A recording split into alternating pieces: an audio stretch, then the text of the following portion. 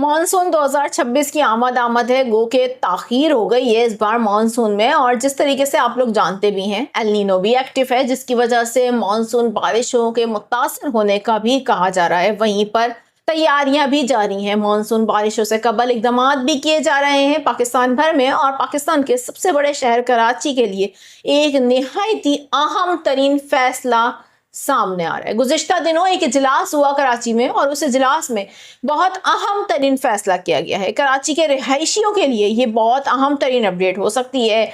आप लोग इस वक्त कौन सी बिल्डिंग में रहते हैं, कौन सी इमारत में रहते हैं, कहाँ रिहाइश पजीर हैं, क्या आपकी इमारत हाली कराई जा रही है, आइंदा आने वाले दिनों में क्या इकदाम होने जा रहे हैं। कराची में बहुत सारी इमारतों को हाली कराने का कह दिया गया है, फैसला ले लिया गया है। ये सब कुछ कब से होने जा रहा है और कौन कौन सी इमारतों के साथ होने जा रहा है, कौन कौन से इलाकों में होने जा रहा है, आपको आगे चलकर इस हवाले से डिटेल के साथ आगाह करूंगी। मेरा नाम है आयशा कादिर, खुशामदीद करती हूँ आप लोगों को और उम्मीद करती हूँ आप सब लोग खैरियत से भी होंगे। नाज़रीन, इस वीडियो को आप लोग पहली दफा देख रहे हैं मेरे चैनल पर, तो जाइए मेरे चैनल को कीजिए सब्सक्राइब, बेल आइकन को कीजिए प्रेस, ताकि इस तरीके की मालूमाती खबरें आपको बर वक्त मिलती रहा करें। हमारी वीडियोस कैसी लगती हैं जरूर कमेंट सेक्शन में अपनी राय का इजहार करके बताइएगा। कराची के हवाले से एक अहम तरीन फैसला लिया गया है। जिस तरीके से आप लोग जानते हैं, मॉनसून 2026 की आमद है और अब तो सिंध के इंतहाई जनूब मशरकी इलाकों में मॉनसून हवाएं भी पहुंचना शुरू हो चुकी हैं, जिसके तहत सिंध के इंतहाई जनूब मशरकी इलाकों में बारिश भी देखने को मिल रही है। वहीं पर कराची शहर के लिए गुज़िश्ता दिनों एक अहम तरीन इजलास में कुछ बड़े फैसले सामने आए, जिनमें एक फैसला कराची की इमारतों के हवाले से भी था। जो इमारतें हमेशा कराची के शहरियों के लिए बहुत खतरनाक साबित होती रही हैं। कराची में कई ऐसे हादसात हो चुके हैं जिनके बायस ये फैसले बर वक्त लेना बहुत ज़रूरी हैं, इसलिए क्योंकि गुज़िश्ता साल भी कराची में इंतहाई अफसोसनाक इमारतें गिरने के जो हमने देखा था कि जो हालात थे वो सामने आए थे और खबरें सामने आई थी, जिसमें कई जानें भी ज़ाया हुई थी।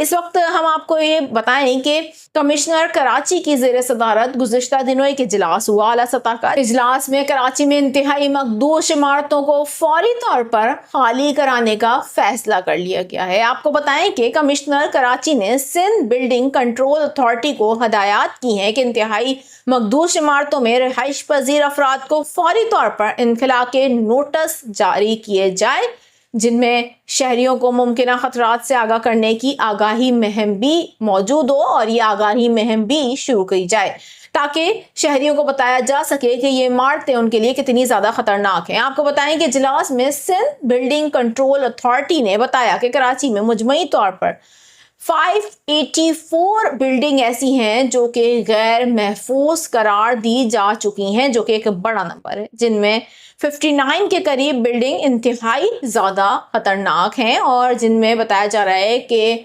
29 जो इमारतें हैं वो भी शामिल हैं। और इन 29 इमारतों में तारीखी इमारतें भी शामिल हैं, जो कराची में बहुत पुरानी इमारतें हैं, जो तारीख साज इमारतें हैं वो 29 के करीब हैं और उन इमारतों को भी इंतहाई ख़तरनाक करार दे दिया गया है।